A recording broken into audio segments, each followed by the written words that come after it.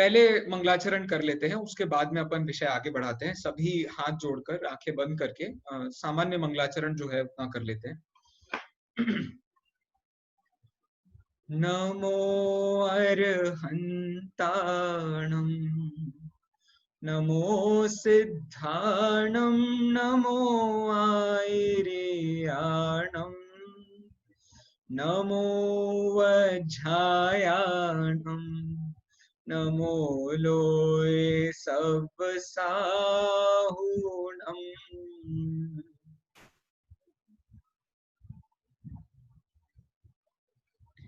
पुण्य पाप से पार निज आत्म का धर्म है, महिमा परंपार निज आत्म ध्रुव धाम की। पुण्य पाप, ये विषय पर हमारी चर्चा चल रही है। पूरी दुनिया में बिल्कुल सामान्य रूप से जब आप देखो तो आपको पुण्य पाप के अलावा और कुछ भी नजर नहीं आएगा। जितने भी अच्छे काम हैं, जितने भी अच्छे विचार हैं, उन्हें पुण्य कहते हैं। और जितने भी बुरे भाव हैं, बुरे विचार हैं, बुरे कार्य हैं, उन सबको पाप कार्य कहते हैं। कर्मों में भी पुण्य पाप का विभाजन है, तो भावों में भी पुण्य पाप का विभाजन है। संसार में पुण्य पाप का विभाजन है, तो गतियों में भी पुण्य पाप का विभाजन है। इस प्रकार से पुण्य पाप आपको सर्वत्र देखने को मिल जाएगा। पुण्य शब्द बना है पुम धातु से। पुम का मतलब होता है पवित्र।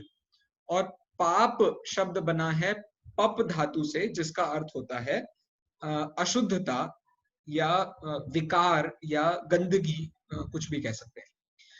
देखिए, इसकी सामान्य परिभाषा है, पुण्य पाप हम सब जानते हैं। परिभाषा देखिए कितने सरल शब्दों में यहाँ बताई गई है। देव पूजा, गुरु उपासना, स्वाध्याय, संयम, तप, दान, दया, व्रत, शील, संयम आदि के जो प्रशस्त अर्थात शुभ भाव होते हैं, उनको हम पुण्य कहते हैं।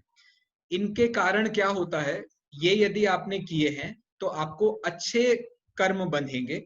अच्छे कर्म बंधेंगे तो उनका उदय अच्छा आएगा, और उदय अच्छा आएगा तो उससे आपको अनुकूल सामग्री मिलेगी।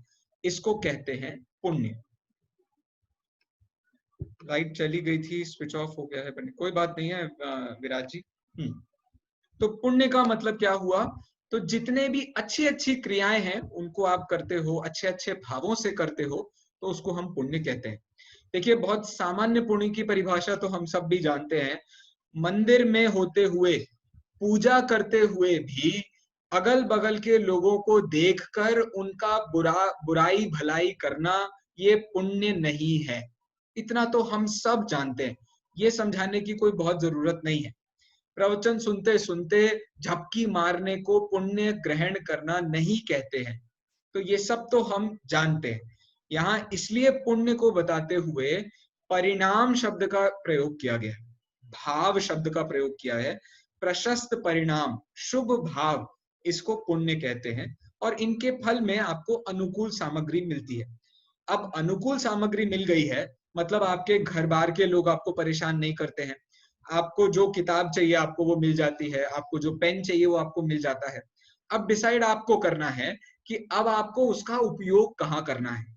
उसको आपको कोई दुनियादारी के लौकिक कामों में प्रयोग करना है, या अपनी आत्मा को जानने के लिए, जिनवाणी को समझने के लिए प्रयोग करना है, वो आप पर डिपेंड करता है। इस हिसाब से पुण्य का भी स्वरूप बहुत अच्छे से समझने वाली बात है। धीरे धीरे जैसे हम आगे बढ़ेंगे और बातें आ जाएंगी। अब देखिए, पाप किसे कहते हैं। पाप भी सरल है बिल्कुल। हिंसा, झूठ, चोरी, कुशील, परिग्रह, संचय, मूर्छा, ये सब जो भाव होते हैं, ये सब पाप रूप भाव है। दूसरे की बुद्धि को परखना, दूसरे के लिए अपना जीवन जीना, दूसरे की बुराई करने के लिए प्रति समय प्रेरित रहना, ये सब जितने भी भाव हैं, ये सारे के सारे बुरे भाव हैं, पाप भाव हैं, अप्रशस्त भाव हैं। ये जो जीव करता है, उसे ऐसे कर्मों का बंध होता है जिससे आगामी काल में जब उन कर्मों का उदय आएगा, तब उसे प्रतिकूलताएं मिलेंगी। प्रतिकूलताओं में अब वो चाहता है घूमना, लेकिन बेचारे को करना पड़ रहा है काम। वो खेलना चाहता है, मिल नहीं रही है एक भी वस्तु। प्यास लगी है, पानी नहीं मिल रहा है। भूख लगी है, पानी नहीं मिल रहा है। तो इस प्रकार से ये पाप है। ये पाप के कारण आपको ऐसी प्रतिकूल परिस्थितियां, ऐसे प्रतिकूल सामग्री की प्राप्ति हो जाती है। तो ये पुण्य पाप के बीच का बहुत सुंदर अंतर है। इन दोनों के बीच में एक बहुत सूक्ष्म लाइन है, एक बहुत सूक्ष्म अंतर है। आपको यदि अच्छे संयोग मिल गए हैं, अच्छी परिस्थितियां मिल गई हैं, जैन धर्म मिल गया है, चक्रवर्ती पद मिल गया है, अब भी आपको डिसाइड करना है कि आपको उसका क्या करना है। मतलब कि सारा का सारा खेल डिपेंड करता है आपके आज के परिणामों पर। आज भी यदि वो पराश्रित होगा तो आज नहीं तो कल फिर पुण्य पाप का ही काम चलता रहेगा। इस प्रकार से पुण्य पाप के अंतर को समझने की बात है। अब देखिए पुण्य पाप में क्या अंतर है, उसको ये हम चौथी स्लाइड से देख रहे हैं। पुण्य पाप में क्या भिन्नता होती है। सभी से मैं निवेदन करूंगा कि आप एक बार अच्छे से स्क्रीन को देख लें। जो जो भी लोग हैं सब ध्यान से एक बार स्क्रीन की तरफ ध्यान दें। 4 प्रकार से हम पुण्य पाप में भिन्नता देखेंगे। कौन कौन से 4 प्रकार हैं? पहला हेतु, दूसरा रस, तीसरा स्वभाव और चौथा फल। फिर से बोलता हूं, पुण्य पाप को हम 4 अलग अलग एंगल से देखेंगे। पहला एंगल है हेतु। हेतु मतलब कारण, मतलब साधन, मतलब कैसे होता है वो। दूसरा होता है रस। रस मतलब जब वो पुण्य होता है तब आपको कैसा महसूस होता है। स्वभाव। स्वभाव मतलब उस समय आपका परिणाम कैसा है। और चौथा है फल। आपका इससे आपको किस प्रकार का फल मिलेगा। ये इन 4 बिंदुओं पर अपन बात करने वाले हैं। ठीक है, विषय बिल्कुल सरल है। सबसे पहला है पुण्य और पाप में हेतु के कारण से, हेतु के एंगल से देखते हैं हम। तो सीधी सी बात है, पुण्य जो आपको प्राप्त हो गया है वो पिछले जन्म के विशुद्ध परिणामों के कारण मिला है। पाप जो आपको आज मिल गया है वो आपके पिछले जन्म के संक्लेश परिणामों के कारण मिल गया है। इसको कहते हैं हेतु। हेतु मतलब क्या होता है? कारण, रीजन।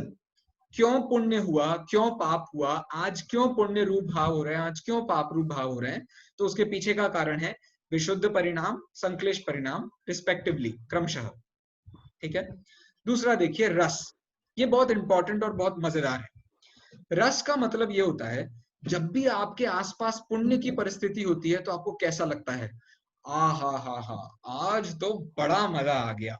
ये जो आपको मजा आ रहा है इसको कहते हैं सुख रूप, आपको रस मिलता है।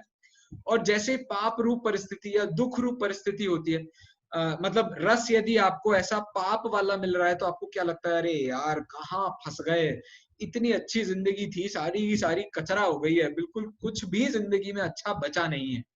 इसको कहते हैं दुख रूप रस होता है।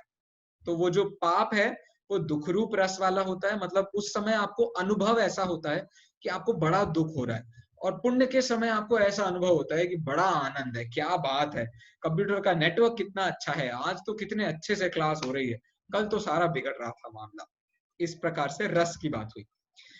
अब देखिए तीसरा आधार है स्वभाव, नेचर। पुण्य का नेचर कैसा होता है? तो पुण्य का नेचर होता है शुभ रूप। शुभ रूप, अच्छे रूप उसका नेचर होता है। और पाप का नेचर कैसा होता है? अशुभ रूप, बिल्कुल खराब परिस्थिति वाला उसका नेचर होता है। मतलब कि जो भी आप काम कर रहे हो या जो भी परिस्थिति आज आपके साथ बन रही है वो परिस्थिति का नेचर किस प्रकार का है। जैसे आप किसी व्यक्ति से मिले, मिलने पर आपको बड़ा अच्छा लगा या आपको बड़ा बुरा लगा, या पहली बार में अच्छा लगा बाद में बुरा लगने लगा, पहली बार में बुरा लगा बाद में अच्छा लगने लगा। ये सब जो अच्छा बुरा है ये नेचर जो उसका है, ये उसका स्वभाव जो है, उसको ही पुण्य पाप कहते हैं। फिर देखिए पुण्य पाप का फल क्या होता है। तो पुण्य के फल से आपको अनुकूल सामग्री मिलती है, पाप के फल से आपको प्रतिकूल सामग्री मिलती है। अनुकूल सामग्री आपको कौन सी गति में सबसे ज्यादा मिलेगी? तो देव गति में। और प्रतिकूल सामग्री आपको सबसे ज्यादा कहाँ मिलेगी? तो आपको नरक गति में मिलेगी। निगोद में प्रतिकूल सामग्री कम होती है, लेकिन अज्ञान होने के कारण, मोहाधिक्य होने के कारण, वहां पर प्रसंग ऐसे न होने पर भी आपको बहुत बहुत दुख भोगना पड़ता है। लेकिन नरक में तो आपको सामग्री ही ऐसी मिलती है कि जो दुख रूपी है। आपके आसपास मार काट मची रहेगी, से मर तरुदल जुत असी पत्र असी ज्यों देह विदारे तत्र। मतलब आपकी हालत ही बहुत खराब रहने वाली है। नरक की जो हालत है वो जीव की बिल्कुल खराब होती है। इसलिए वो पाप के फल में मिलने को हम नरक गति आदि कहते हैं। गतियों के हिसाब से देखा जाए तो देव गति, मनुष्य गति को पुण्य रूप गति कहते हैं, और नरक गति और तिर्यंच गति को पाप रूप गति कहते हैं। आयु में थोड़ा सा अंतर होता है, अभी वो हमारा विषय नहीं है। यहाँ देखिए मुख्य बात वो क्या बताना चाहते हैं, आप सबसे ज्यादा हाईलाइट करने वाली बात क्या है? सबसे ज्यादा हाईलाइट करने वाली बात है इनमें भेद, परंतु इनमें भेद नहीं है। इनमें भेद क्यों नहीं है? मिथ्यात्व के कारण मात्र अज्ञानी इनमें भेद देखता है। यहाँ ये बात बहुत ध्यान देने वाली है कि ये जो अंतर है, समझदार आदमी को पता है कि ये जो अच्छे भाव हो रहे हैं इनका भी लक्ष्य, इनका भी इंटेंशन संसारी है, और जो बुरे भाव हो रहे हैं इसका इंटेंशन भी संसारी है। इस दृष्टि से इन दोनों में समझदार आदमी तो अंतर नहीं कर सकता। वो तो जिसको संसार बहुत पसंद है तो वो बार बार ये सोचेगा कि मुझे अच्छे प्रसंग मिलने चाहिए। जैसे घर का पैसा बहुत पसंद है, उसे ये अच्छा लगेगा कि भैया धर्म इसलिए करो ताकि घर में पैसा बना रहे, दान इसलिए दो ताकि तुम्हें पैसा हमेशा, वो क्या कहते हैं, छप्पर फाड़ के मिलना, कोई ऐसे मुहावरे हैं ना, वो कई मुहावरे हैं ऐसे जो ये बताते हैं कि हम अच्छा काम इसलिए करते हैं ताकि हमें दुनिया में फायदा मिल जाए। लेकिन समझ लीजिए ये अच्छा काम यदि ऐसा है कि मुंह में राम और बगल में छुरी, तो बताओ वो किस काम आने वाला है? तो वो किसी भी काम नहीं आएगा। तो इस प्रकार से ये पुण्य पाप में अभी इस स्लाइड से आपको सिर्फ अंतर बताया गया था। अब जरा अपन थोड़ा सा पीछे जाते हैं और ये देखते हैं पुण्य पाप में अभिन्नता क्यों है। इस जो हमने अभी ये जो स्लाइड पढ़ी है इसमें यदि किसी को कुछ पूछना हो तो आप पूछ सकते हैं। हेतु, रस, स्वभाव, फल, इनमें कुछ अंतर पूछना हो या कुछ भी विषय में आपको ऐसा लग रहा हो तो आप पूछ सकते हैं। भैया जी, रश्मि बोल रही हूँ। जय जिनेन्द्र। जय जी। भैया जी एक चीज बताइए, आपने अभी बताया पिछले जन्म के पुण्य पाप का फल इस जन्म में मिल रहा है, ठीक है, तो इस जन्म के पुण्य पाप का फल भी तो इस जन्म में मिलता ही होगा ना? नहीं, वो ये तो एक सामान्य बात है। इस जन्म का इस जन्म में भी मिलता है, पिछले जन्म का इस जन्म में भी मिलता है, कई पुराने जन्मों कई पुराने जन्मों का इस जन्म में भी मिलता है। तो ये सब तो सूक्ष्मताएं हैं कर्म सिद्धांत की।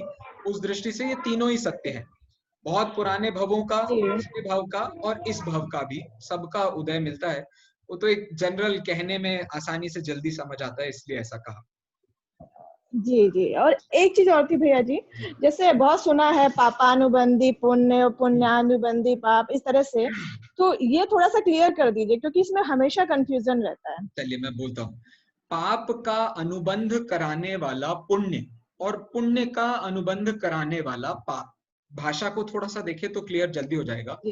अभी जो हम पुण्य का काम कर रहे हैं, लेकिन ऐसा काम कर रहे हैं कि जिस काम में हमारा इंटेंशन बहुत गलत है। हम अच्छा काम कर रहे हैं लेकिन हमारा इंटेंशन बहुत गलत है। तो इससे क्या होगा, ये पाप का अनुबंध करने वाला पुण्य है। मतलब इस पुण्य की क्रिया से पाप बंधेगा, पुण्य नहीं बंधेगा। ठीक। और दूसरा क्या है, पापानुबंधी पुण्य। अब जैसे आप खेती बाड़ी कर रहे हो, अब खेती बाड़ी करते समय भी इतनी हिंसा कर रहे हो, लेकिन आपका इंटेंशन अपने घर को चलाना है, अपना पेट भरना है, जीना है, समझना है, अपनी बुद्धि को सही जगह पर लगाना है। यदि आपका वो इंटेंशन है तो अब पाप रूप क्रिया भी हो रही है तो भी वो पुण्य का अनुबंध कराएगी। मतलब पुण्यानुबंधी पाप, पाप होने पर भी वो पुण्य का बंध कराने वाली है, इसलिए हम उसे पुण्यानुबंधी पाप कहते हैं। हाँ जी सोनल जी बोलिए। जी जी पंडित जी, एक प्रश्न है कि जैसे कि हम मंदिर जा रहे हो और हम मंदिर जा रहे हो और एक्सीडेंट हो जाए तो फिर ये किस में आएगा, पापानुबंधी पुण्य या पुण्यानुबंधी पाप? ये देखिए क्रिया से इसका कोई निर्णय नहीं होगा, इसका निर्णय परिणामों से होगा। अब आपको एक्सीडेंट हो गया है मंदिर जाते हुए भी, अब आपको बार बार दिमाग में यही आ रहा है कि कैसे वो एक्सीडेंट वाले की मैं टांग तोड़ दूं, वो मुझे अगली बार मिल तो जाए। तो अब आपके साथ पाप हुआ और आपने पाप ही बांध लिया। अब आपके साथ में अभी परिस्थिति क्या हुई कि एक्सीडेंट हो गया, लेकिन आपके मन में बिल्कुल यही बार बार चल रहा है, मैं तो भगवान के दर्शन कर ही रहा हूँ, अब जो हो गया शरीर को हो गया है, उससे क्या फर्क पड़ता है, भगवान का दर्शन मेरी आंखों से कोई नहीं छीन सकता है। तो उस तरीके के आपके विचार रहेंगे, तो ये पाप की क्रिया होने पर भी आगामी काल में पुण्य कराएगा, इसलिए पुण्यानुबंधी पाप का उदय इसे कहा जा सकता है। ठीक है, पुण्यानुबंधी पाप। हाँ। लेकिन तब जब आपको मंदिर जाने का परिणाम है, और मंदिर आप किसी लौकिक उद्देश्य की सिद्धि से नहीं जा रहे हो, अपनी आत्मा को जानने के लिए, मानने के लिए, समझने के लिए, उस दृष्टि से यदि ये काम हो रहा है तब वो कार्यकारी है। वरना 90% तो आदमी मंदिर इसलिए जाता है ताकि वो अपने सपने, अपने जितने रिलेशनशिप्स हैं, जो सामाजिक संबंध हैं, उनको किसी न किसी प्रकार से पूरा कर ले। कुटुंब वाले सारे मिल जाते हैं, हाय हेलो हो जाती है, अच्छा लगता है, वो जनरली इंटेंशन यही होता है। ठीक है भैया जी, मुझे पूछना था कि ये जो स्वभाव है वो शुभ स्वभाव किसका, पुण्य का या हमारा स्वभाव शुभ हो जाता है तब? अब एक ही बात है, हमारा जो परिणाम उस समय शुभ हो जाता है उसी को पुण्य कहते हैं। अच्छा ठीक है। चलिए, अब पुण्य पाप में अभेदता। अब जरा बिल्कुल आप थोड़ी देर के लिए मैं म्यूट करता हूँ, चलिए सभी को। अब पुण्य पाप में हम अभेदता, विषय बिल्कुल बदल रहा है, अब आपको बहुत ध्यान देना है। सब बिल्कुल छोड़ छाड़ करके थोड़ी देर आप ध्यान से सुनिएगा, तो आपको विषय जल्दी गले उतर जाएगा। देखिए, यहाँ 4 अलग अलग लेखकों के माध्यम से, 3 तो हैं आचार्य और 1 हैं अपने पंडित विद्वान, ऐसे 4 लेखकों के माध्यम से पुण्य पाप में अभेदता बताई जा रही है। मतलब कि पुण्य पाप में अंतर नहीं है, वो एक ही है, एक ही थाली के चट्टे बट्टे हैं, ये इनमें कोई अंतर नहीं है। देखिए कैसे बता रहे हैं। कुंदकुंदाचार्य ने पुण्य पाप नाम का एक अधिकार लिखा है, चौथे नंबर का अधिकार है, पूर्व रंग, जीवाजीव, कर्ता कर्म और पुण्य पाप। चौथे नंबर का ये अधिकार है। इस अधिकार में 19 गाथाओं के माध्यम से इस बात को लिखा गया है। छोटा सा अधिकार है, बिल्कुल 3-4 पेज की टीका आपको मिल जाएगी।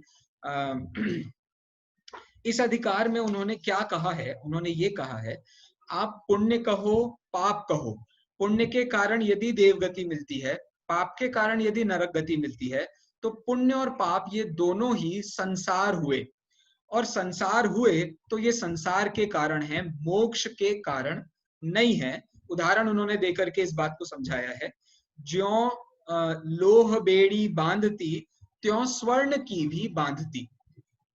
बेड़ी यदि लोहे की हो तो बांधेगी, लेकिन वो यदि सोने की बना दी जाए, पूरा आपका जो कारागार है वो सोने का बना दिया जाए, लेकिन क्या आपके बंधन में कोई कमी हो जाएगी? तो उस प्रकार से दोनों ही बांधने वाले हैं, इसलिए दोनों ही संसार के कारण हैं। दोनों में से एक भी मोक्ष का कारण नहीं है। दोनों ही संसार में हैं, मोक्ष में तो है भी नहीं। तो मोक्ष में जो चीज नहीं है वो मोक्ष का कारण भी नहीं हो सकती है। इसलिए लोहे की बेड़ी हो, सोने की बेड़ी हो, पुण्य हो पाप हो, अष्टपाहुड़ में तो कुंदकुंदाचार्य ने और भी सुंदर प्रयोग किए। वो ऐसा कहते हैं, हाँ, पुण्य जो है वो सज्जन प्राणी है, पाप जो है वो दुर्जन प्राणी है। लेकिन सज्जन प्राणी हो या दुर्जन प्राणी हो, दोनों ही आपको परेशान ही कर सकते हैं, वो आपको बचा नहीं सकते हैं। क्यों? क्योंकि दोनों के कारण ही आपको विकल्प बना रहता है। सज्जन है तो उसका अच्छा करने का विकल्प, जैसे आपके आसपास अच्छे लोग रहते होंगे तो आप कभी उन्हें घर पर इनवाइट करते हो, आपको बार बार मन में लगा रहता है कि कैसे इनसे अपना रिश्ता बनाया रखे जा सके। और यदि बुरे लोग हैं तो आपके दिमाग में पूरे समय यही काम चलता रहता है, कैसे इनसे बचा जा सके, जल्दी से छुटकारा मिले, हम ऐसे उपाय करने की कोशिश करते हैं। तो इस प्रकार से ये दोनों ही बेड़ियां हैं। तो ऐसा कुंदकुंदाचार्य ने लिख करके समय सार के पुण्य पाप अधिकार में इस विषय को बताया है। फिर योग सार में, योग सार भी बहुत सुंदर ग्रंथ है, उसमें भी बहुत अच्छे तरीके से 15 नंबर की गाथा में, 32 नंबर की गाथा में, 33 नंबर की गाथा में, 34 नंबर की गाथा में, दूहे हैं, गाथा नहीं है, दूहे कहलाते हैं ये। तो योगसार में भी उन्होंने इतना सुंदर प्रस्तुतिकरण किया है। देखिए, आप चार्ट देखेंगे तो आपको और अच्छे से क्लैरिफाई हो जाएगा। देखिए, पहले उन्होंने पुण्य लिखा, पुण्य के फल में मिलता है नरक। अब नरक बताओ क्या है, संसार है या मोक्ष है? ऐसे ही पाप के फल में पुण्य है तो पुण्य का फल, पुण्य के फल में मिला स्वर्ग। अब बताओ, स्वर्ग संसार में मिलता है या मोक्ष में नाम है? 4 गतियों में आता है या गतियों से बाहर है? गतियों में आता है। और ये जो मेरा ज्ञान भाव है, इसका फल क्या है? तो इसका फल है मोक्ष, और मोक्ष का कारण होने से ये संसार में इसका कोई संबंध नहीं है। इस प्रकार पुण्य पाप इन दोनों के फल में आपको ये 4 गतियां मिल सकती हैं। ज्ञान भाव के फल में आपने यदि अपने ज्ञान स्वभाव का आश्रय लिया है, उसके फल में आपको संसार प्राप्त नहीं हो सकता है, क्योंकि वही तो आपका स्वभाव है। यदि स्वभाव ही विकार करा देगा तो फिर मुक्ति कैसे प्राप्त होगी? इसलिए ज्ञान भाव के फल में मोक्ष की प्राप्ति होती है। तो वो मोक्ष संसार का कारण नहीं है, संसार से रहित होने का कारण है। इस प्रकार की बात हमने योग सार के माध्यम से देखी। बहुत सुंदर 32वीं गाथा तो बहुत ही प्रिय गाथा है, जिसमें उन्होंने पुण्य पाप को एक ही कहा। पुण्य पाप 2 अलग अलग चीजें नहीं है, एक ही चीज है। क्योंकि यदि बंध और मोक्ष ये 2 चीजें हैं, तो बंध के कोई भेद नहीं है।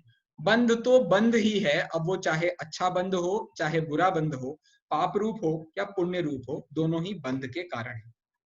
इसके बाद समाधि शतक है। समाधि शतक के माध्यम से ये बात कहना चाह रहे हैं। कोई बता सकता है मुझे समाधि शतक के लेखक कौन है? समाधि शतक नाम के ग्रंथ के लेखक का नाम कोई मुझे बता सकता है?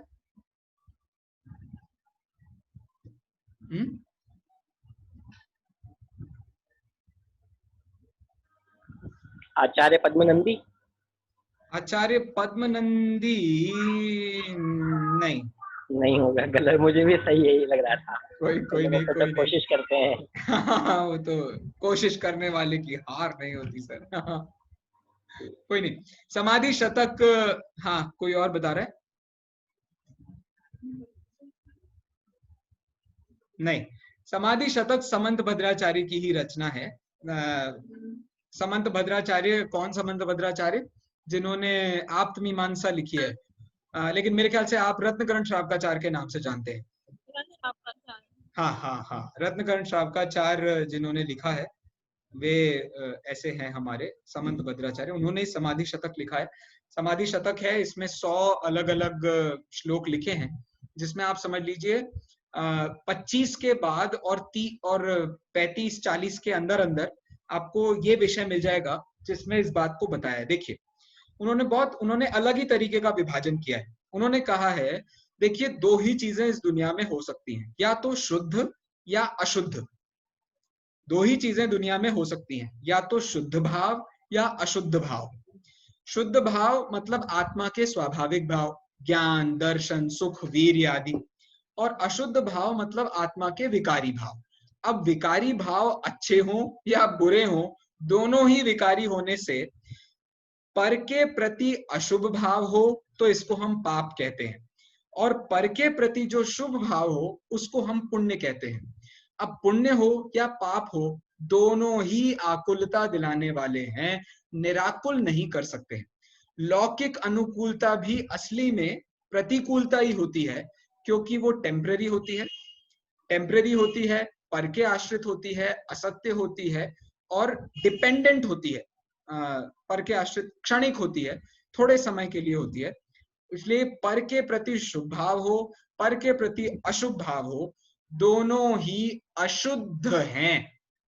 शुभ भाव, अशुभ भाव आत्मा का स्वभाव न होने से अशुद्ध ही हैं और आकुलता को जन्म देने वाले हैं।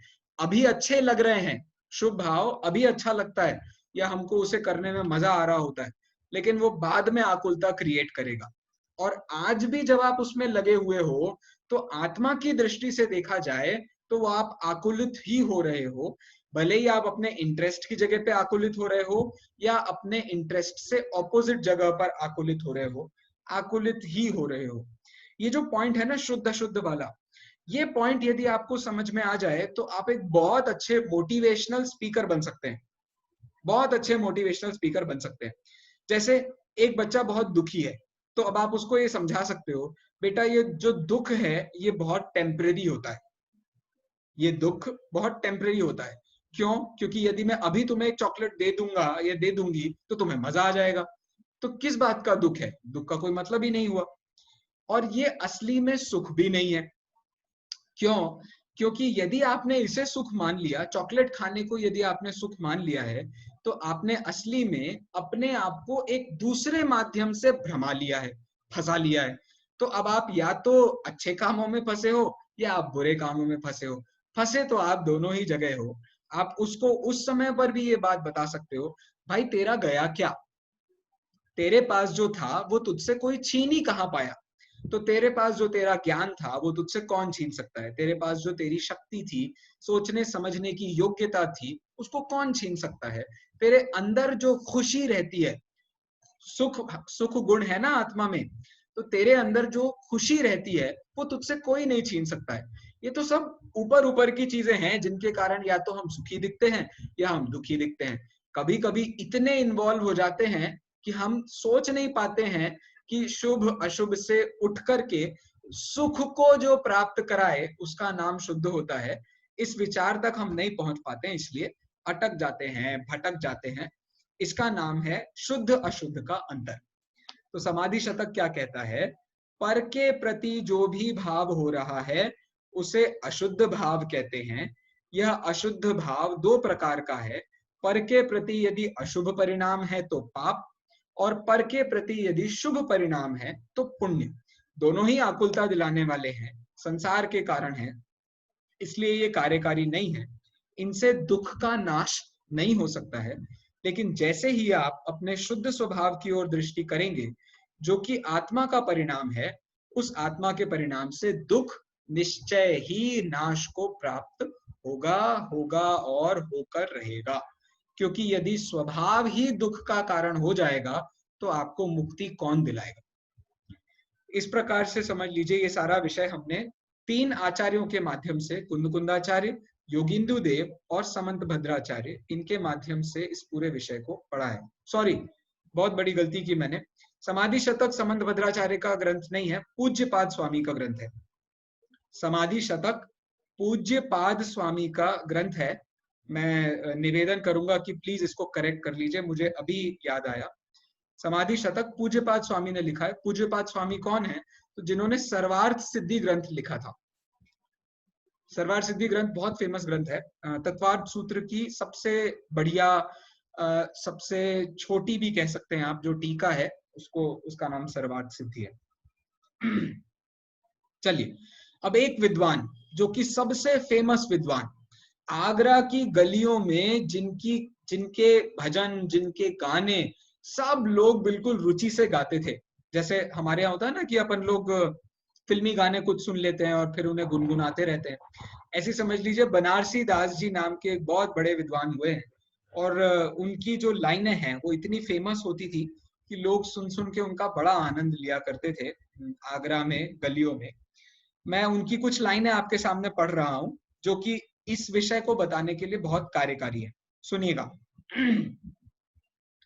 जैसे काहू चंडाली जुगल पुत्र जने तीनी, एक दियो बामन को दूजो रख बीजो घर राख्यो है।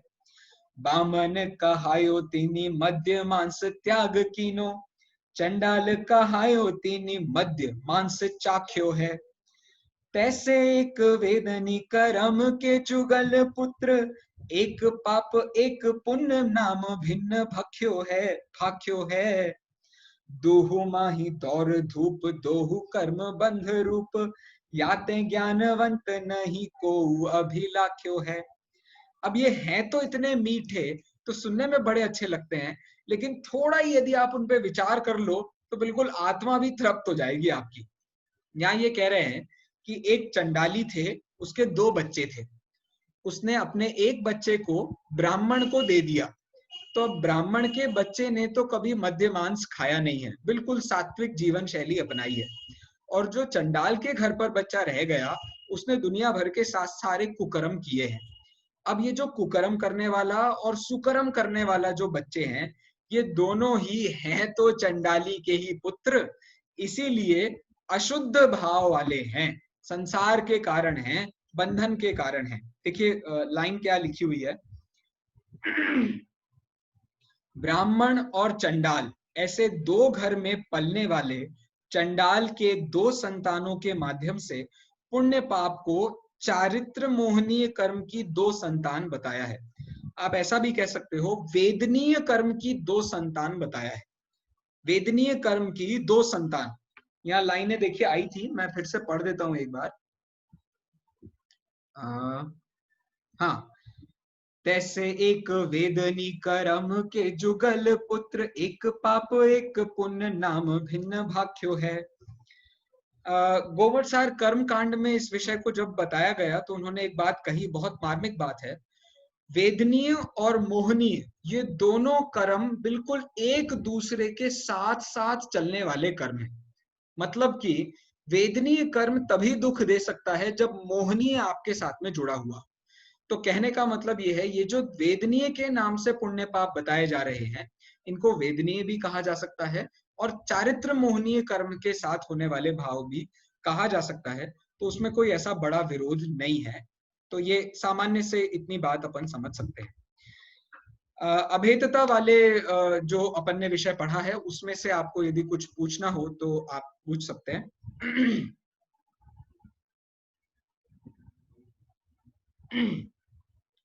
अरे क्या बात है, आज ही सब सर्वज्ञ हो रहे हैं, मतलब अच्छा सॉरी, बोलिए कीर्ति जी। अरे नाटक समय सर किसने लिखा है? बनारसी दास जी ने, पंडित बनारसी दास, आज से तकरीबन 350 साल पहले। ठीक है, चलिए। अब बस ये आखिरी विषय है आज की पूरी कक्षा का। पुण्य और पाप के हे उपादेय के स्वरूप को थोड़ा सा बता रहे हैं, उसको भी 3 अलग अलग एंगल से बता रहे हैं। जरा ध्यान से देखिएगा तो अपने आप आपको इन दोनों विषयों में, जहां पुण्य पाप में भिन्नता बताई और पुण्य पाप में अभिन्नता बताई, तो इससे अब हम आज क्या करें, हमारा आज का जीवन कैसा हो, वो बता रहे हैं। हेयता, पुण्य पाप की हेयता सबसे पहले ये बता रहे हैं। कर्म बंध के कारण होने से और कर्म बंध स्वरूप होने से ये दोनों ही हेय हैं। योग और उपयोग की चंचलता के कारण है। आपको अच्छी चीज मिल जाएगी तो आप उसके पीछे चंचल हो जाओगे, बुरी चीज मिल जाएगी तो फिर चंचल हो जाओगे। स्लाइड दूसरी है सर। हाँ जी, स्लाइड दूसरी लगाई वाली है। हाँ, हे उपादेय पे बात कर रहे हैं ना अपन। नहीं, यहाँ पे किंचित उपादेयता है और संपूर्ण रूप से उपादेयता है। सबसे ऊपर हेयता भी तो है। ठीक है, मैं ड्रॉ करता हूँ, ये देखिए। हाँ अच्छा, नहीं बराबर है, हाँ है। चलिए, पहला वाला पॉइंट फिर से समझा दीजिए। कर्म हाँ, बंध के कारण। बोलता हाँ जी। हे और उपादेय वाला विषय हम पढ़ रहे हैं, जिसमें पहला पॉइंट है पूर्णतया दोनों ही हेय हैं। अब दोनों हेय क्यों हैं? क्योंकि पुण्य काम करोगे तो भी कर्म का बंध होगा, तभी तो देवगति मिलेगी, और पाप काम करोगे तो भी कर्म का बंध होगा, तभी नरक गति मिलेगी। तो दोनों ही बंध के कारण हैं और इनसे कर्म का बंध होता है। अब ये दोनों काम, यदि आप अच्छे अच्छे काम कर रहे हो, अच्छे अच्छे भाव कर रहे हो, पूरी दुनिया भर का भला करना चाहते हो, तो दुनिया भर का भला बिना चंचलता के नहीं किया जा सकता है। आपको अपने चित्त को सामने वाले के अंदर डालना पड़ेगा। जैसे इसको एम्पैथी भी कहते हैं इंग्लिश में। It's called putting yourself in somebody's shoes. जैसे आपको यदि किसी की मदद करनी है तो आपको पहले जानना पड़ेगा कि उसकी प्रॉब्लम क्या है, फिर उसकी प्रॉब्लम का आपको सॉल्यूशन सोचना पड़ेगा, फिर उस सॉल्यूशन को करके उसकी प्रॉब्लम को सॉल्व करना पड़ेगा। तो पहले आप आपने अपने दिमाग को चंचल बनाया उसकी प्रॉब्लम समझने के लिए, फिर चंचल बनाया उसकी प्रॉब्लम को का सॉल्यूशन ढूंढने के लिए, फिर चंचल बनाया उसकी प्रॉब्लम को सॉल्व करने के लिए। अब उसकी एक प्रॉब्लम खत्म नहीं हुई, दूसरी चालू हो गई, अब आपने फिर उसके साथ में वही किया। तो अब पूरे समय वो जो चंचलता का चक्र है, वो पुण्य हो या पाप हो, दोनों में चलता ही रहता है। पुण्य हो तो आप बार बार उसे इकट्ठा करने में चंचल रहता है आपका दिमाग, और पाप हो तो फिर उसको दूर भगाने में, कैसे भी करके उससे बचने में आपका दिमाग चंचल रहता है। तो पुण्य पाप दोनों ही चंचलता का कारण है। इस प्रकार की बात सेकंड पॉइंट में बताई है। और कर्म के कारण को उपादेय मानना मिथ्यात्व है। यदि आपने पुण्य को किसी भी कारण से धर्म मान लिया, यदि आपने पुण्य करने को धर्म कह दिया, मतलब व्यवहार मोक्ष मार्ग को ही निश्चय मोक्ष मार्ग मान लिया, पढ़ा था ना अपन ने अभी निश्चय व्यवहार मोक्ष मार्ग, यदि व्यवहार मोक्ष मार्ग को ही निश्चय मोक्ष मार्ग मान लिया, तब तो भैया तुम्हारे अभाग्य की कथा हमसे तो नहीं कही जाएगी। इसी का नाम मिथ्यात्व है। यही संसार का कारण है कि हमने अच्छे कामों को करके ये सोच लिया बस इसके अलावा जिंदगी में और करने को है ही क्या। ये तो सारा का सारा संसार का ही था, तो तुमने संसार का लिया और संसार को दिया। तुम्हें क्या मिला, तुम्हारे पास क्या रहा, तो तुम ठन ठन गोपाल, खाली हाथ आए थे, खाली हाथ चले जाओगे। कर्म बंध लाए थे और कर्म बंध ही ले जाओगे। इस प्रकार से पुण्य पाप दोनों ही हे है।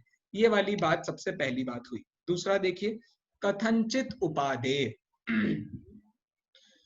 पुण्य को कथनचित उपादेय भी कहा जाता है। इसका सीधा सा उत्तर अभी अभी मैंने आपको हिंट में भी दिया है। व्यवहार मोक्ष मार्ग भी मोक्ष मार्ग तो है। मतलब व्यवहार मोक्ष मार्ग का मतलब क्या हुआ, आप ये जो धर्म की बाहिर क्रिया कर रहे हो, इससे आपके परिणामों को इतनी शांति मिल सकती है कि अब इस समय यदि आप अपनी आत्मा का अनुभव करो तो आपको आत्मा प्राप्त हो जाएगी। इसीलिए पुण्य को कथनचित उपादेय भी कहा जाता है। आपने यदि दान दिया, व्रत किया, उपवास किया, तो इससे आपको अच्छे निमित्त मिले, आप भगवान के पास रहे, आपके परिणाम अच्छे हुए। इन शुभ परिणामों में यदि आप अपनी आत्मा का ध्यान करने बैठोगे, अपने को जानने बैठोगे, जिनवाणी का मर्म समझने बैठोगे, भगवान की वाणी को समझने बैठोगे, तो अपने आप आपको बात समझ में आ सकती है। इसलिए उसको थोड़ा उपादेय ऐसा कहा गया है। देखिए पॉइंट दिए हुए हैं यहाँ। धर्म का मार्ग पुण्य के बाद ही खुलता है, पाप के बाद नहीं। पाप करके कोई आत्मानुभूति में जा नहीं सकता है। हाँ, यदि पाप करने के बाद यदि वो कोई अच्छे परिणाम करे तो शायद आत्मानुभूति का कार्य बन सकता है।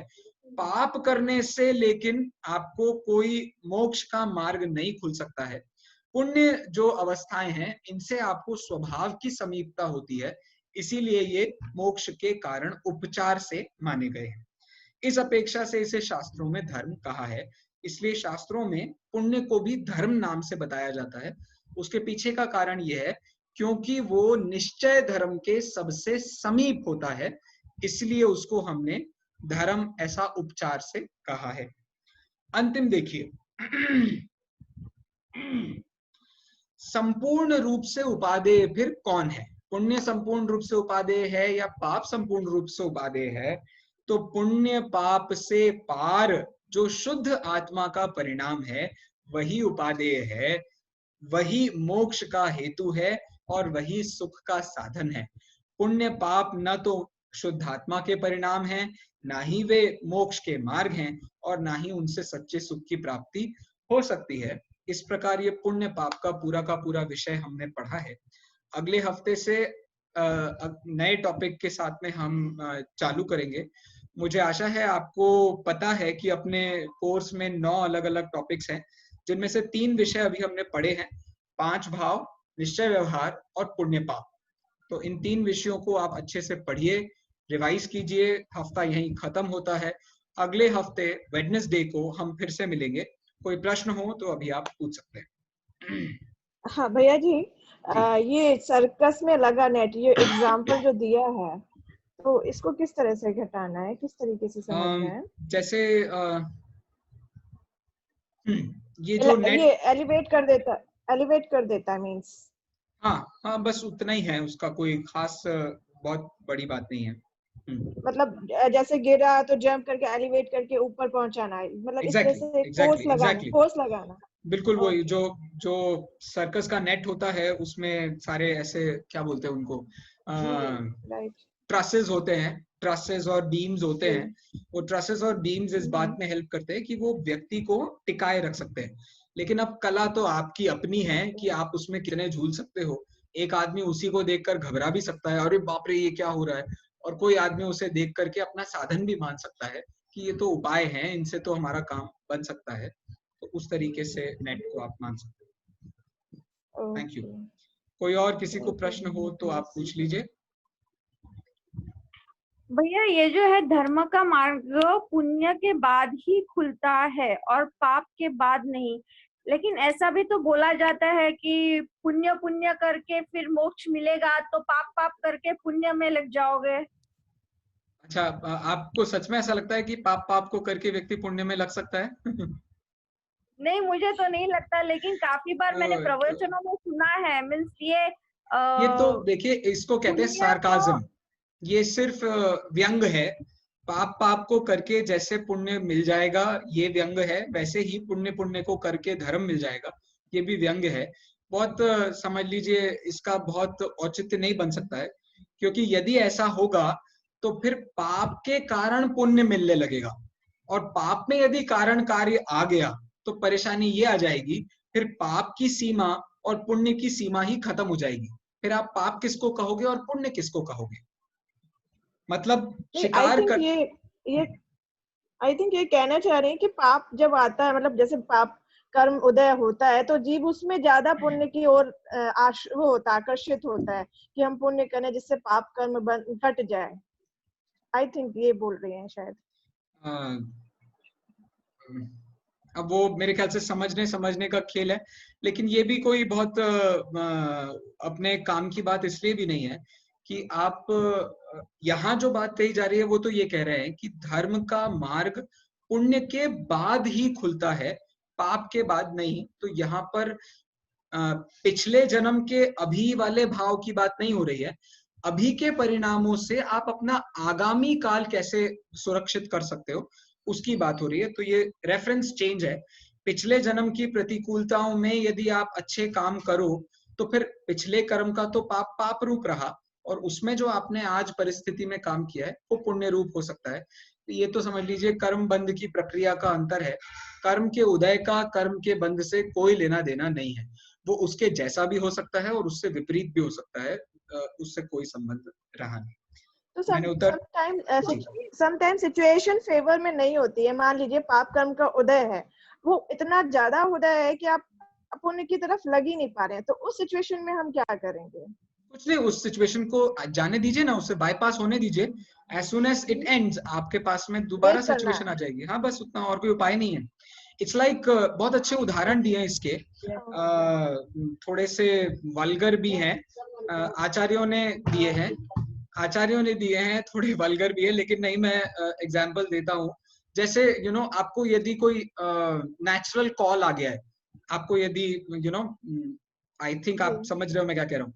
यदि नेचुरल कॉल आ गया है तो अब जब तक वो कॉल पूरा हो जाता है तब तक आप कुछ नहीं कर सकते हो। तो आपको पहले उसे खत्म करना पड़ेगा, उसके बाद आप कुछ और काम कर सकते हो। बस इतना ही डिफरेंस है, पाप को छोड़कर पुण्य में लगना। तो पाप पाप करते करते पुण्य नहीं हो सकता है, पाप पाप छोड़कर पुण्य हो सकता है। हाँ निखिली जी। लेकिन अगर हमारा अभिप्राय ही नहीं है कि मुझे पाप करना है या पुण्य करना है तो देखिए, संसार की कोई भी अवस्था बिना अभिप्राय के होती नहीं है। 3 ही अभिप्राय होते हैं, शुभ अशुभ शुद्ध। इसके अलावा तो फिर जीव नहीं रहेगा ना। तो 3 में से कोई ना कोई तो आपका अभिप्राय है। मतलब या तो आप किसी का भला करना चाहते हो, या आप किसी का बुरा करना चाहते हो, या आप अपना कल्याण करना चाहते हो। अब डिपेंड इस बात पर करता है कि आप किस समय पर कौन से अभिप्राय से क्या कर रहे हो। ठीक है, पर शुद्ध तो पॉसिबल ही नहीं। मैं अगर मुझे अपना कल्याण करना है, लेकिन जब तक मुझे सम्यक दर्शन होगा नहीं तो वो शुद्ध भी नहीं कहलाएगा ना। तो कहलाने न कहलाने से अपने को मतलब है, या अपने को क्या करना चाहिए या नहीं करना चाहिए से मतलब है? कुछ भी कहलाए, जैसा क्या नहीं करना है, जैसा आप पहले कह रही थी, कुछ भी बोलने दो ना, क्या फर्क पड़ता है? किसी को कुछ भी नाम दे दो, आप पुण्य को पाप नाम दे दो, पाप को पुण्य नाम दे दो, उसकी जाति नहीं बदल जाएगी। उसका बंध का कारणपना नष्ट नहीं हो जाएगा, अल्टीमेटली उससे मिलने वाला दुख नष्ट नहीं हो जाएगा। सुख चाहिए है तो आपके पास एक ही उपाय है, आप अपना स्वरूप जानिए, पहचानिए, उसमें लीन होइए, तभी जाकर के उन दोनों का डिफरेंस समझ में आएगा कि संसार किसे कहते हैं और मोक्ष किसे कहते हैं। तो संसार के ही पर्यायवाची पुण्य पाप है और मोक्ष के ही पर्यायवाची पुण्य पाप से रहित शुद्ध भाव है। इस प्रकार से आप उसको उसके एंगल से देखोगे तो मेरे ख्याल से दिख जाएगा, उसमें प्रॉब्लम नहीं है। ठीक है भैया जी, एक क्वेश्चन और है। जी जी। एक क्वेश्चन और है। बीइंग ए लेडी, हम लोगों को घर का बहुत सारा काम करना पड़ता है, तो समटाइम अनइंटेंशनली हम लोगों से, ऐसे मान लीजिए चींटी मर गई या अनाज है उसे साफ कर रहे हैं, तो अंदर बहुत गिल्ट होता है। तो वो क्या है? पुण्य पुण्य तो पाप तो है ही ना, वो हमसे हुआ है, चाहे वो अनइंटेंशनली हुआ है चाहे इंटेंशनली हुआ है, पाप क्रिया में तो आया ही ना वो। मतलब मेरा आपसे ये पूछना है, आप पुण्य पाप के बीच का अंतर जानना चाह रहे हो या पुण्य पाप से रहित आत्मा का अंतर जानना चाह रहे हो? नहीं, उस समय उस चीज का फल क्या मिलेगा? हमारा कोई उद्देश्य नहीं है, कोई अनइंटेंशनली हुआ है वो जो भी हुआ। देखिए, अनइंटेंशनल होने पर भी कई बार ऐसा होता है ना कि जैसे हमारा ध्यान कहीं होता है, मतलब हम एक्चुअली 4 किचन में होते हैं, तो 4 जगह पर हमारा काम होता है। कहीं जगह पे पानी उबल रहा होता है, कहीं पे कुकर लगा हुआ होता है, कहीं हम छन्ने पर लगाया हुआ होता है, तो 4 जगह के काम उसमें एक साथ होते हैं। अब 4 जगह के काम है तो आपके पास 4 प्रकार का उपयोग नहीं होता है। एक काम को करते करते कोई जीव की हिंसा हो गई है, तो अब आप यदि इसे अनइंटेंशनल कह रहे हो, तो क्या आपके इसमें प्रमाद नहीं है? किसी ना किसी लेवल पे प्रमाद भी तो वहां वर्क कर ही रहा है ना, तो वो पाप का भी कारण है, पुण्य का भी कारण है। संक्षेप में कह दूं तो हर काम जो भी आप संसार में कर रहे हैं, उससे पाप बंध भी होता है, पुण्य बंध भी होता है। क्योंकि यदि मोह बंध रहा है तो मोह तो पाप रूप ही हो रहा है, ज्ञानावरणी बंध रहा है तो वो पाप रूप ही होता है, अंतराय बंध रहा है तो पाप रूप ही हो रहा है। तो उस दृष्टि से आप अच्छे काम कर रहे हो तो भी पुण्य पाप बंध रहे हैं, और आप बुरे काम कर रहे हो तो भी पुण्य पाप दोनों ही बंध रहे हैं। मतलब पाप कर रहे हो तब तो पाप बहुत भर भर के बंध रहा ही है, पुण्य कर रहे हो तब भी पाप बंध रहा है, क्योंकि पुण्य बिना चंचलता के नहीं हो सकता है। चंचलता मतलब योग, योग मतलब कर्मों का आना, कर्म आए हैं, बनेंगे, संसार चक्र चलता रहेगा।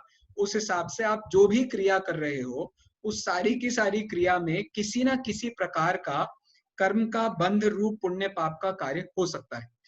तो अब यदि आप ये जानना चाहो कि भैया फिर निकले कैसे इससे, क्या घर के काम करना बंद कर दें, क्या हम दुनिया जमाने की अपनी सारी जिम्मेदारियां छोड़ दें, खाएं पिए नहीं, क्या करें हम फिर दिन भर में अपना काम कैसे, रूटीन कैसे बनाएंगे? क्योंकि शुद्ध का मतलब तो ये हुआ ऐसे बैठ गए और अपनी आत्मा में लीन हो गए। तो नहीं, कहने का मतलब ये है कि जितनी भी क्रियाएं हो रही है वो संसार के पुण्य पाप का परिणमन है। आपका इंटेंशन यदि ये है मैं तो शुद्ध जीव तत्व हूं और मैं उसे जानने, मानने और उसमें ही रमने के लिए अपने ये दुनिया भर के या डेली के जितने काम कर रहा हूं वो कर रहा हूं, यदि वो इंटेंशन आपका है, तो मैं ये नहीं कह रहा हूं कि पुण्य पाप होना बंद न हो जाएंगे। पुण्य पाप होना बंद नहीं हो जाएंगे, पुण्य पाप तो अपनी जगह चल रहे हैं, लेकिन धीरे धीरे करके आप उनके नाश का कार्य प्रारंभ कर सकोगे। बस इतनी बात उसके बीच में समझने वाली है। पुण्य पाप तो 10वें गुणस्थान तक बंधते रहेंगे, किसी भी प्रकार से बंधते रहेंगे, तो पुण्य पाप के बंधन से दिक्कत नहीं है, पुण्य पाप रूप परिणामों से भी उतनी दिक्कत नहीं है जितनी दिक्कत इस बात से है मैं कौन हूं इसका सही उत्तर न जानने से। अगली कक्षा में हम मैं कौन हूं विषय पर ही बात करने जा रहे हैं। इस पूरे विषय पर उसकी भूमिका बनाने के लिए मैं आप सबका बहुत तहे दिल से धन्यवाद ज्ञापित करता हूं। अगली कक्षा में हम मैं कौन हूं इस विषय को समझते हुए पूरे विषय का समापन करेंगे।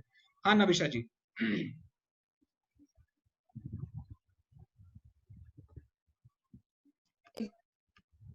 बोलिए। एक बार पुण्यानुबंधी पाप को दोबारा से समझा दीजिए। ऐसा पुण्य जो पाप को बांध रहा है, मतलब ऐसी अच्छी क्रिया जिसमें आपका इंटेंशन बुरा है। हाँ कीर्ति कोई जी। एग्जाम्पल जरा सा भैया, एग्जाम्पल। हाँ एग्जाम्पल जैसे मैं आपको पढ़ा रहा हूँ, जैसे मैं आपको पढ़ा रहा हूँ तो ये मैं अच्छा काम कर रहा हूँ, लेकिन मैं इस इंटेंशन से पढ़ा रहा हूँ कि मुझे सैलरी ज्यादा मिलेगी, या इस इंटेंशन से पढ़ा रहा हूँ कि आप लोग मेरा नाम इस दुनिया में बहुत बड़ा बनाओगे। ये जो भी मेरे इंटेंशंस हैं, ये सब बुरे होने के कारण पुण्य रूप होने पर भी ये पापानुबंधी है। ठीक है, thank you thank so you, much. Thank you.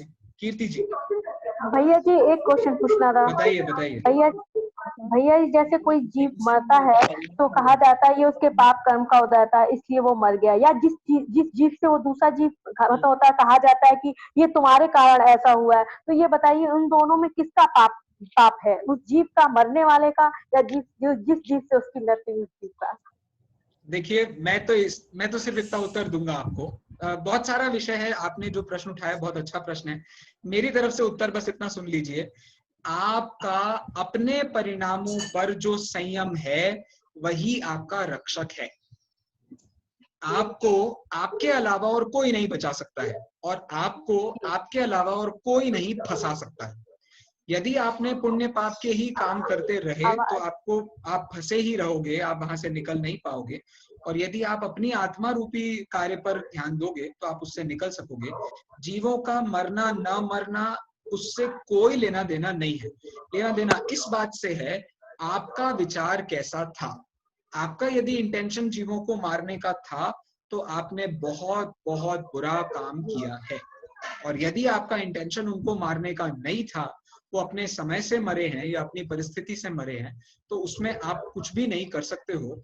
लेकिन हाँ, यदि आपका अज्ञान उसमें कारण था, मतलब जैसा कि उन्होंने एक प्रश्न पूछा था कि किचन में काम करते करते इधर से उधर हो गया है, तो वो आपका प्रमाद भी उसमें कारण हो सकता है। तो उस दृष्टि से आप इस पूरे विषय को देख सकते हैं। जी धन्यवाद। कीर्ति जी। धन्यवाद जी। हेलो। हाँ जी। हेलो, जय जिनेंद्र। जय जिनेंद्र। आवाज हाँ हाँ, आ रही है, आ रही है। आवाज आ रही है क्या मेरी? हाँ जी, हाँ जी, आ रही है, आ हाँ रही है। भैया, मुझे ये बोलना था। हाँ, ये कहना था कि जैसे हम लोग अभी पढ़ रहे हैं, बड़े भी हो गए तो भी पढ़ रहे तो स्टूडेंट के जैसे ही हो गए। जब तक आप बोलोगे नहीं कि ये मतलब ये परिभाषा याद कराओ, ये पूछने वाले हैं, वो करने वाले हैं, तब तक वो कॉपी की तरफ ध्यान नहीं जाएगा और पीपीटी की तरफ ध्यान नहीं जाएगा। सब अपने अपने काम में लगे रहेंगे। तो आप बस ये भी कह दो कि ये कर लो कि ये नहीं कर लो, मतलब जैसा मैं बोलती हूँ आप समझ गए होंगे कि क्वेश्चन कर लो, परिभाषा कर लो, या देख लो कुछ अंतर, पुण्य पाप में अंतर देख लो। अगर ये बोलोगे तो होगा, नहीं तो नहीं होगा। आपका कहना बिल्कुल ठीक है। मैं बहुत बहुत धन्यवाद आपको देता हूँ, आपने बहुत अच्छा सुझाव दिया है। मैं बस इतना कह रहा हूँ, देखिए पहली बात तो आप सबको ये विषय बहुत अच्छे से पढ़ना है। अगली क्लास में मैं आपसे इससे प्रश्न पूछूंगा। जो भी प्रश्न का उत्तर नहीं मिलेगा उसका बच्चा उसको डंडे से मारेगा। ठीक है, तो आपको बहुत ध्यान से अपनी पढ़ाई करनी है, पहली बात तो ये। दूसरा, मैं कुछ ही दिनों में आपका एक छोटा सा टेस्ट पेपर भी बनाने वाला हूँ। उस टेस्ट पेपर को आपको दूंगा, ओपन बुक टेस्ट होगा। आप किताब खोल करके, पीपीटी खोल करके भी उत्तर दे सकते हैं। लेकिन इतना बात समझ लीजिए कि पेपर बहुत बहुत कठिन होगा, इसलिए आपको अपना दिमाग भी अच्छे से लगाना है, किताब का भी पढ़ाई अच्छे से समझनी है, और जितनी बातें हमने साथ में की हैं उन सबको भी रिवाइज करना है। सारे वीडियोस भी अपन बना रहे हैं, आपको जब भी समय मिले उन्हें जरूर पढ़िए। पुण्य पाप किसे कहते हैं, वो क्यों उपादेय है, क्यों है, किस कारण से इसका जीवन में क्या स्थान है, इन सभी विषयों पर आप विचार करें, चिंतन का विषय बनाएं। एवरी डे आप इसके एक एक विषय को अपने डेली रूटीन में लाएं, तो ऑटोमेटिकली आपको उसका डिफरेंस बहुत जल्दी समझ में आएगा। कई प्रश्न हैं, मैं आपको शब्दों में यदि उत्तर दे दूंगा तो आपके अभिप्राय संतुष्ट नहीं हो सकते। कोशिश कीजिए हर विषय को आप अपने जीवन का हिस्सा बनाएं। पुण्य है तो पुण्य पुण्य क्यों है, पाप है तो पाप पाप क्यों है, क्रिया का परिणामों से क्या संबंध होता है, इन सब का अभिप्राय से क्या संबंध होता है, सभी विषयों को आप बहुत अच्छे से सोचें। इसका एक छोटा सा टेस्ट पेपर बना करके मैं इस हफ्ते के अंत में भी आपको दूंगा, उसकी तैयारी अच्छे से कर लीजिए। इतना कहकर के मैं आज की क्लास पूरी करता हूँ। जय जिनेंद्र। जय जय जिनेंद्र भैया। जिनेंद्र। जय जिनेंद्र। जय जिनेंद्र।